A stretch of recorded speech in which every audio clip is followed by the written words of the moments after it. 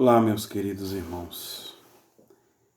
Esses últimos dias de tantas notícias ruins, de tantas novidades, de tantas coisas surgindo, sobre um só assunto, sobre o coronavírus. Esse vírus tem tirado a paz e às vezes até a esperança da vida de muitos, sem contar os problemas que já temos, as preocupações futuras. Mas eu queria nessa oportunidade nos fazer lembrar de que o próprio Jesus nos advertiu de que teremos rumores de guerras, teremos adversidades, teremos epidemias, doenças, catástrofes. E diante de tudo isso, o que Jesus nos ensina é estar alerta, preparados, perseverantes, confiantes no Senhor Jesus. Os próprios apóstolos de Jesus nos advertiram, seus discípulos sempre nos disseram de que coisas difíceis nós teríamos que passar.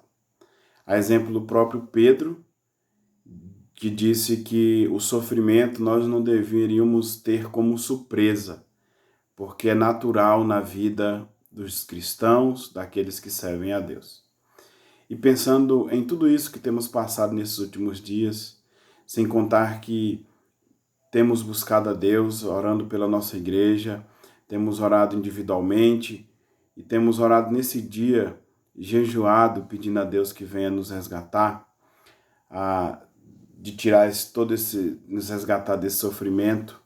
Não que seja o momento do Senhor voltar, mas Ele pode nos tirar desse momento de dor e de aflição e nos colocar em uma situação de paz, conforto e alegria.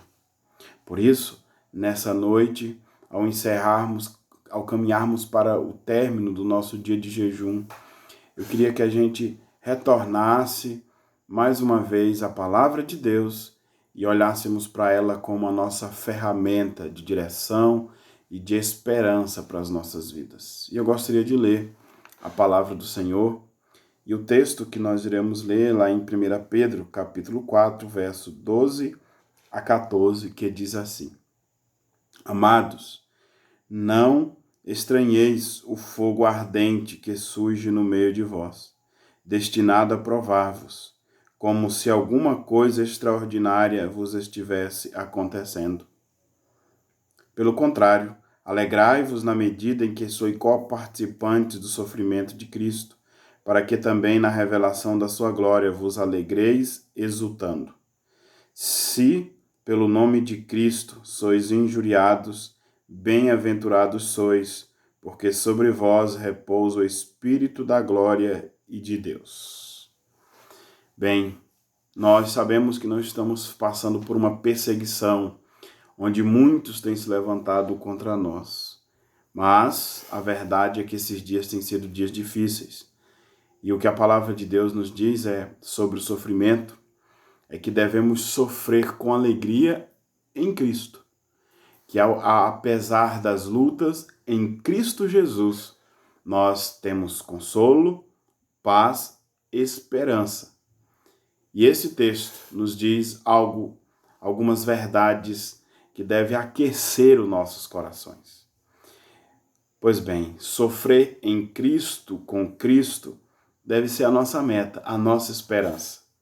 E por isso esse texto, Pedro nos orienta, dizendo que aqueles que sofrem em Cristo não pensem que o sofrimento é algo que acontece por causa do acaso. Não, o sofrimento é algo natural na vida daqueles que estão com Jesus. Aliás, a palavra de Deus está cheia de textos que nos diz que o sofrimento nos aproxima mais do Senhor. Então, não é à toa que nós sabemos que esses últimos dias, poucos dias que a gente está recluso em casa, a gente já tem orado mais, a gente tem lido mais a Bíblia, tem orado pelos outros. De modo que nesta noite, a palavra de Deus nos diz que sofrer em Cristo deve ser algo que a gente tem encarado como algo natural, algo que faz parte da nossa jornada. Mas outra verdade, além de sofrer em Cristo é algo natural, o autor diz no verso 13, O verso 12 diz que é algo natural. O verso 3 diz que a nossa reação diante do sofrimento deve ser de alegria, porque nós somos participantes do sofrimento com Cristo, porque Ele é o nosso maior exemplo de quê? De sofrimento.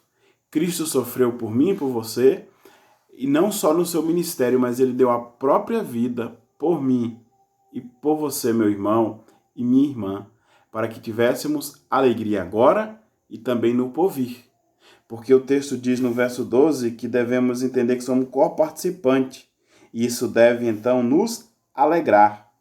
Mas ele fala de uma alegria futura, a qual Jesus voltará, e nós estaremos alegres com ele e viveremos com ele. Então, o sofrimento em Cristo é algo natural. O sofrimento com Cristo é algo presente, é algo que faz parte do presente, mas que gera o quê? Uma alegria presente e alegria futura. Prazer presente e prazer futuro. Mas o texto também nos diz que aqueles que sofrem em Cristo devem se alegrar, porque sobre eles e neles se encontra o Espírito da glória, o Espírito de Cristo que nos conduz a um dia viver eternamente com Ele. Então, não se esqueça que o sofrimento em Cristo é algo natural na sua vida e na minha vida. Mas o sofrimento em Cristo, ele gera alegria aqui e expectativa de alegria eterna. Por quê?